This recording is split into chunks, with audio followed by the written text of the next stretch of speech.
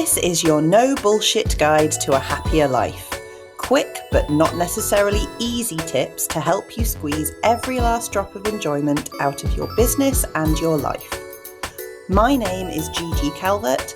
I'm a coach, a business owner and a parent, and I'm so happy to be here with you. I do swear occasionally, as the title suggests, so pop in your headphones if I'm not safe for little ears. Ready to go? Let's do this. This episode is sponsored by ADHD specialist coach Carol Fry at the Certainty Lab. Carol helps midlife ADHD women achieve certainty and self-trust through compassionate coaching and personalised experiments that work with your brain. If you're a midlife woman who has recently discovered you have ADHD or just think you have ADHD and you're struggling with overwhelm, burnout and shame, or that constant feeling of why can't I just get it together, Carol wants to hear from you. You've already tried all the things like the fancy schmancy planners, you've colour-coded your calendar to within an inch of its life, and you have reminders for everything. It all works for a while and then it just doesn't. On paper, it looks like things should be fine, but in reality, it still feels like you are trying to push jelly uphill. And alongside that, there's that layer of shame for finding life harder than it should be that you just can't shake off. In the Certainty Lab, Carol helps you understand how your ADHD brain actually works, without judgment or overwhelm. The start is building certainty, not rigid systems. From there, Carol will use gentle, structured experiments to explore what genuinely fits for you. Not what should work, but what actually works with your brain. Want to find out more? Find Carol Fry at the Certainty Lab on LinkedIn. Just follow the link in the show notes for this episode. Hello, and welcome to this episode where we are going to be talking about the influence we have over other people. This is where we are now at in this year of stepping into our power. We've talked about our capacity and we've talked about the influence that people have over us.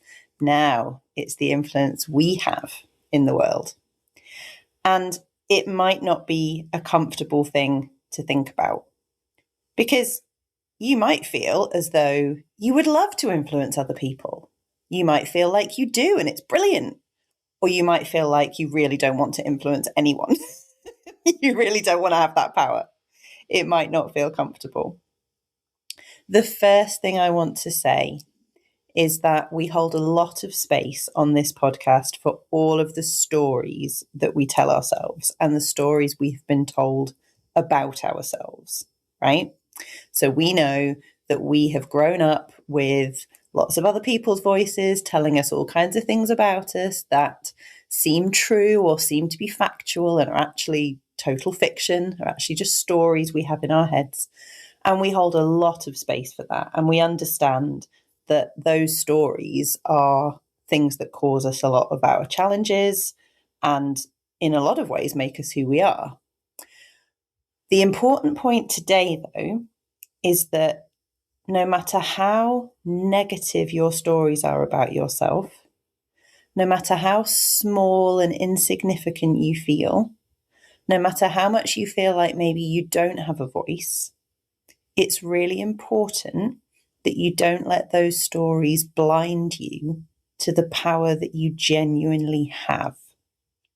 So ordinarily, I would say, yeah, I know it's hard and you might not feel like you have power and we're going to, walk you through how to locate it and find it because you do and all that stuff.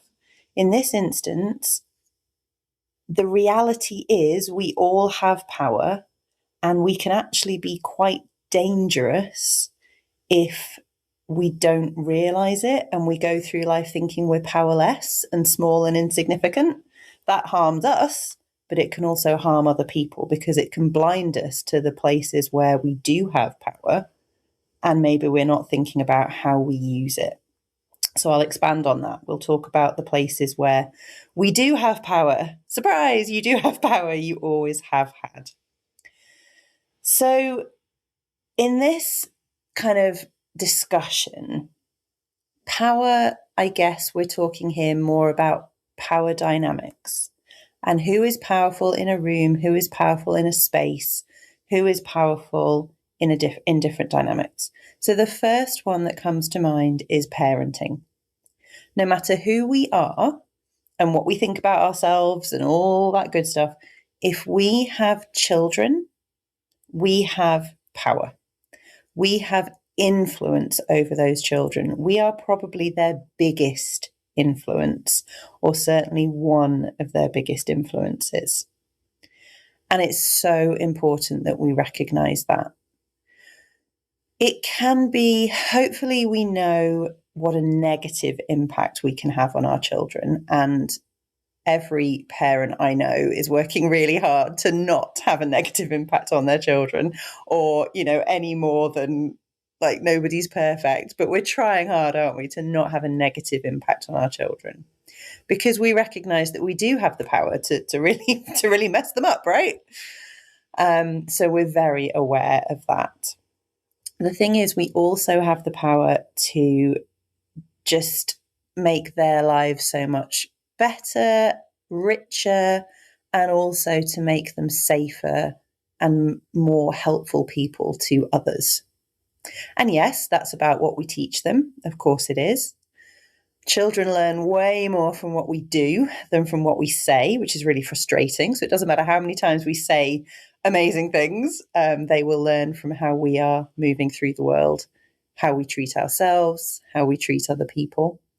Really important that we recognize that power, the power in how we show up in the world, what we accept, what we reject, what we behave as though we deserve. All of those things, our children are drinking it in. And we have the power to broaden their minds. What are we exposing them to? What opportunities are we giving them? Of course, there's a financial aspect here. Oh my goodness, of course there is. But there are free and certainly low-cost ways to expose our children to a broad range of experiences, a diverse, kind of diverse cultures, diverse lifestyles. How are we using the enormous power that we have as parents? So that's one element. Now, you may not have children, or this may not be relevant to you, but as adults, we are always more powerful than the children around us. So that's something to think about in any interactions we have with younger people. Then, we have the power of being voters and citizens if we are privileged enough to be those things. It may feel at times like that isn't any kind of power, but it is. It is.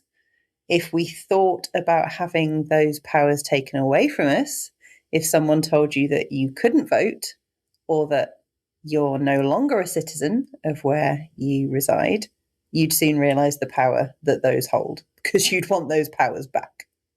So we do have those powers.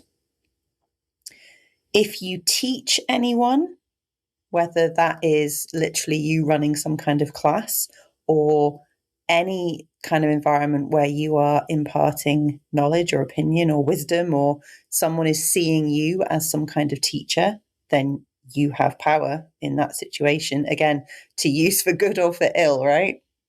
If you do any kind of public speaking anywhere, and I don't care how good or bad you are at it, I don't care how much you messed it up, you were at the front, there's an element of power in that. If you have a platform of any kind of social media, if you've got, more than 5 followers, you've got some power there, because it's somewhere that you use your voice. Or even if you're just posting pictures of beautiful flowers, you have the power to brighten someone's day with those. And if you posted a picture of something horrific, you would certainly have the power to make someone's day a lot harder. So any kind of platform, you do have power. That's why you hesitate to post certain things, because you know that you have power, right? It's going to be seen and people are going to respond. So you do have power there. If you're on any kind of committee, any kind of group, if you oversee anything, if you are involved with events, then you have power there. You have the power to consider all kinds of different people's access requirements or completely ignore them.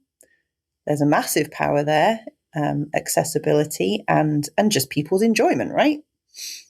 And any spaces that we're invited to. So you might be just an attendee and think, oh, well, I'm just an attendee. But you have a power there. You have either spent money, and how we spend our money is power, right? Or you have been invited to something, and perhaps you've been invited and you thought, oh, that panel of speakers isn't very diverse, or that venue is not very accessible. You have a power there. You can say, I'd love to attend, but unfortunately, I don't feel able to because I can see that your event isn't accessible, it's not diverse. This is all about what we talked about last time about our values and boundaries. And I'm not here to tell you what you should and shouldn't do. I'm here to tell you that you have power in these situations. And if you don't recognize that power, then not only can you not use it for any good purpose, you might accidentally not use it and something bad happens because you didn't recognize that you even had it. Always, always, always, this is based on our capacity. That's why this season, when we're talking about stepping into our power, we started by a deep dive into the capacity that we have to do pretty much anything, right? Because we're all exhausted, we're all overwhelmed, we're all struggling financially, all of these things that are dragging away our power because they're dragging away our capacity. We start there. But once we have any kind of capacity to do anything, we need to be thinking about how we're using the power that we absolutely have. We don't have the luxury, and it is a bit of a luxury sometimes, to just feel kind of bad about ourselves and like, oh, I don't have any power, I'm just small and rubbish. You do have power in all the ways I've just outlined, and it's really important that we think about how we use it. So anyone with any kind of privilege has an element of power.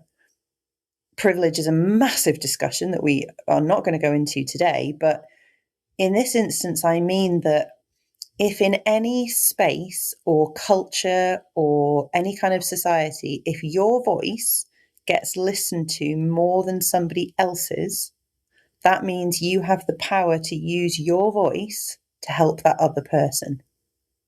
So if in a space you are in, your gender gets listened to more, if in a space you're in, your skin color means that you are heard more, if in a space you are in, any kind of aspect of you just means that for some reason you're the person that people hear and maybe respect or maybe just listen to at all, there's a power there.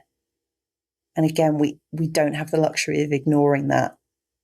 It's a real power, and the people who don't get heard and listened to as much as we do, they notice it. So we don't have the luxury of not noticing it. So these are all things just to consider. I'm not giving you a to-do list of anything you've got to go out this afternoon and do. These are things to consider. Where in your life are you the person who gets heard more? Because all of us have those spaces. We probably all have spaces where we're not the person who's heard, right? And yet there will be spaces where we are, or where we could be, or where we would expect to be. So how are we using that power? And as I touched on a moment ago, how we spend our money is very powerful. And even if we don't have much of it, especially if we don't have much of it, right? If we're spending, our tiny bit of disposable income, where we spend that is powerful. No, our £5 spent in Starbucks or Costa isn't going to make any difference to the world. Like, neither of those corporations are going to care which one we choose. But that's the power of the collective if we all did something. And we have seen that happen. There are times where certain companies, corporations, organisations have had to take note because enough of us have taken our £5 somewhere else. It is a power. It might not be the power to change the world in one fell swoop and get a medal for it, but there's a power there. And certainly if you are spending money with small businesses, local businesses, independent businesses, you have a massive amount of power. That £5 you spend in Tesco's doesn't give a shit. If you take that £5 to your local independent butchers, they really appreciate it. There's a power there because you are helping businesses to stay afloat. And certainly during COVID, there were businesses that I was desperate not to see go under because of lockdown. And I spent as much money with them as I could. No, I was not solely responsible for anybody's business, going bust or staying afloat, but I did what I could because I recognized that I had that power. And if I wanted those businesses to still be on my high street at the end of that situation, I needed to do my part. So where do we have influence? Where are we the most powerful voice, or the voice most listened to, or the voice that can have the biggest impact? Or where can we just be a voice?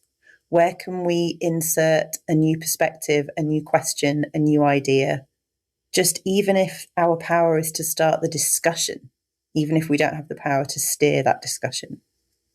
How are we using our influence in the world to do the things we want and to change the world in the way we want it to be changed? And we have to recognize the power that we have, even at the times where we feel like we don't have any, because I promise you, we do.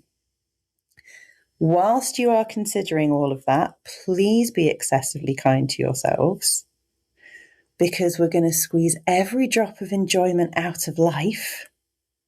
And that way, we're going to feel even more powerful. Speak to you next time. Thank you so much for listening. It's great to have you along for the ride.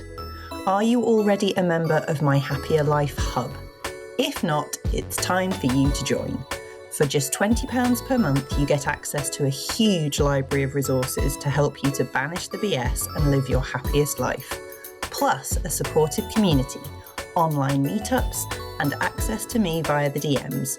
It's like having me in your pocket 24/7. Head to happier-life.co.uk/hub for more details.